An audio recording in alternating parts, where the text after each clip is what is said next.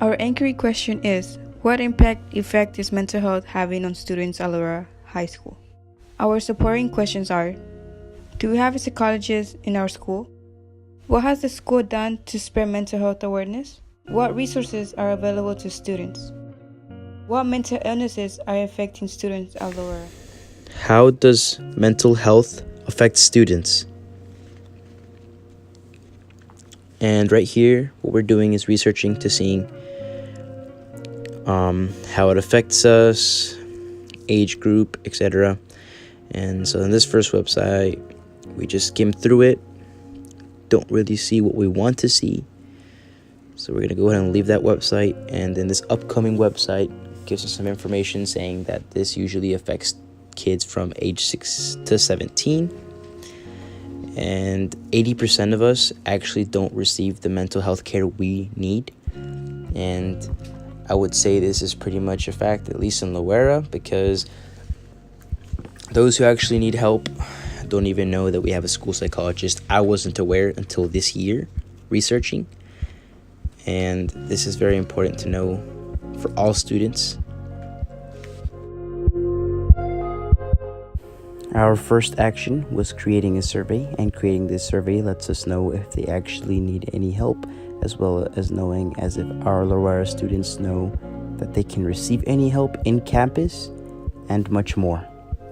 The questions are gender, what grade are you in, do you know what mental health is, do you or anyone you know suffer from any mental health issues, if yes, do you receive any help, what mental health problem do you suffer from, and it's optional, if you have a mental health problem, have you told anyone, do you know if your school has a psychologist, would you be interested in listening to a motivational speaker, how could our school improve mental health awareness?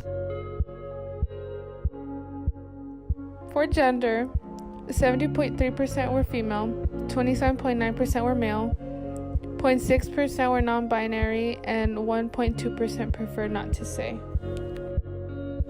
For grade level, 36% were freshmen, 16.3% were sophomores, 25% were juniors, and 22.7% were seniors. Do you know what mental health is? 93.6% responded yes, and 6.4% responded no.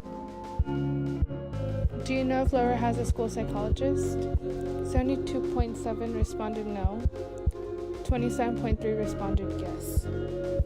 Do you or anyone you know suffer from a mental health problem?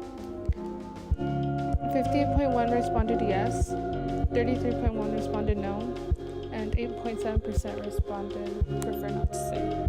If you struggle with a mental health issue or mental health problem, and of those 40 responses, most of them were anxiety and depression. Would you be interested in listening to a motivational speaker? 69.2% responded yes, 30.8% responded no. Do you feel that your school cares more about your academics than your mental health?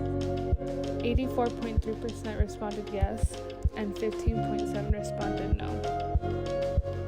How can school be of help for those with mental health illnesses? And some of the responses were, having motivational speakers more often, just express that there are people to talk to, provide a presentation or have some teachers to come talk to students in a period to let them know that if they have any kind of problem, they'll be there to talk to. Have speakers come to school and talk about the issue. Meetings, projects, clubs, speeches. Create clubs or days devoted to awareness and care for mental health.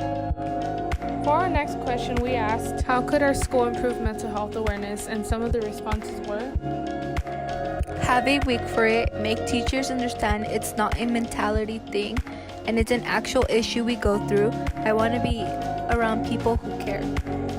Putting posters, by spreading the word. Have speakers come to school and talk about the issue. Have the school psychologists visit classrooms. Motivational speakers, flyers, assemblies.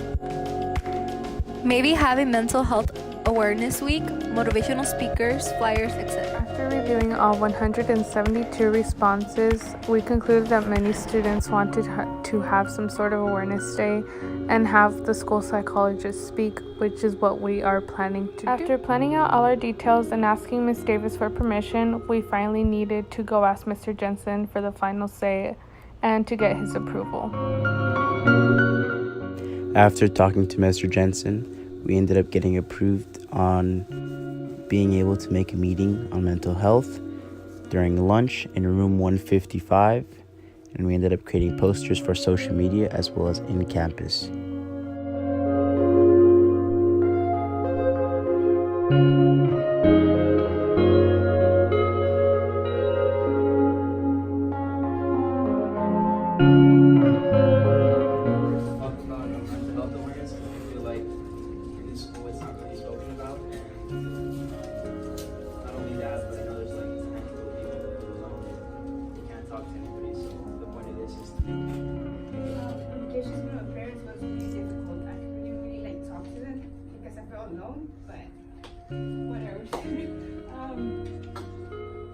During school, I have like really panic attacks, but I still handle it because I have my friends. Here's how I feel.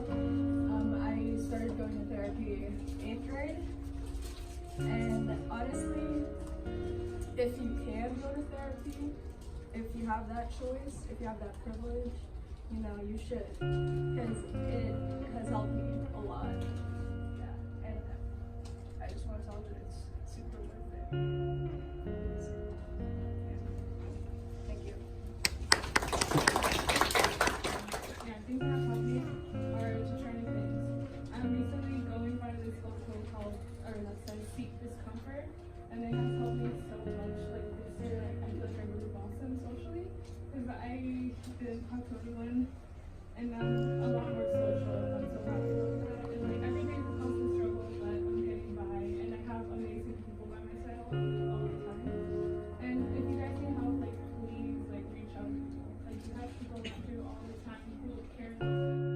We were fortunate enough to have Ms. Carter join us in our lunch meeting, which she is the school psychologist, and she went ahead and introduced herself to the students and let them know if they needed any help, she was there for them. Did you guys know that you have a school psychologist? You have your awesome psychology teacher, right? You also have someone with my title. So I just wanted to introduce myself because I'm here to support you guys. Mr. Chan's here to support you. I know obviously there's a lot of mental health needs because that's what I do every day at the school. So I see, students every single day that are struggling, and the common thing is that everybody feels like they're by themselves. And the truth is, you just never know what someone's going through, right? So we always have to be compassionate and caring to everyone, because you don't know when they go home or when they're alone what kinds of struggles they're having. So I think the tips that you guys shared were really great. How to manage anxiety, depression. I think just to add a little bit would just be to surround yourself with positive people.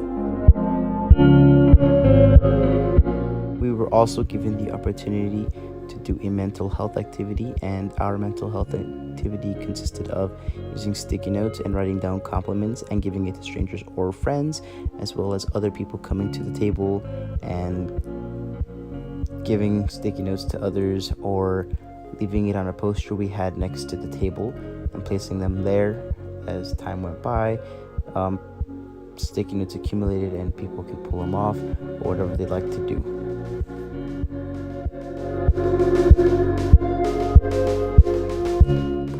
We will also be giving out green ribbons during lunch on our mental health activity. It's to spread awareness. We have around 500 of them.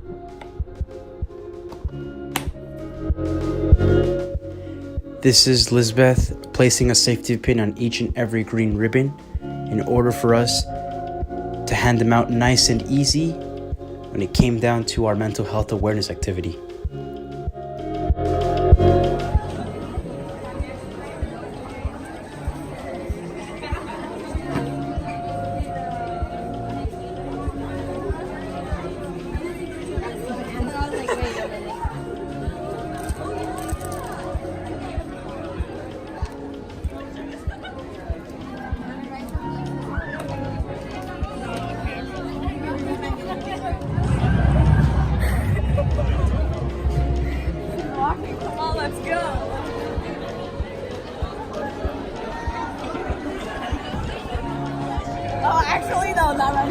Sarah went ahead and gave a sticky note to a random person, receiving a compliment, an act of kindness for our Mental Health Awareness Day during lunch.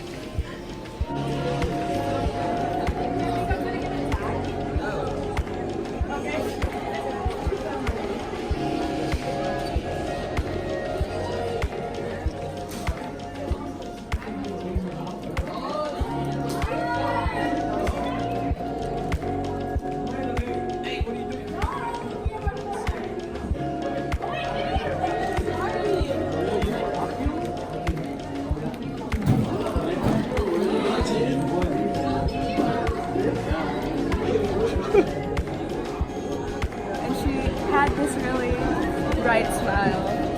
And I think she appreciated it a lot. So it counts. What are you gonna do? Give this to a teacher to make their day.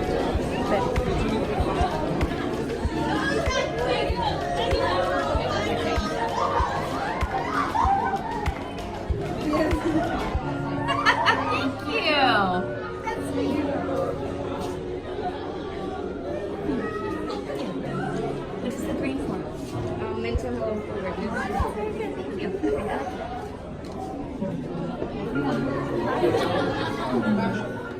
This concludes our documentary.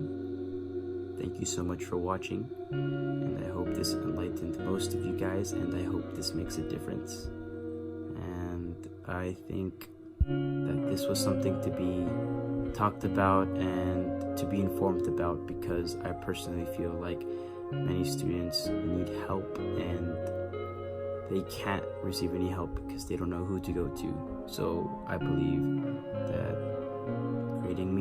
creating activities, having students be aware of what's going on in their school, and to having a psychologist and having other students facing what they're facing is something that will benefit them in the near future. Thank you so much.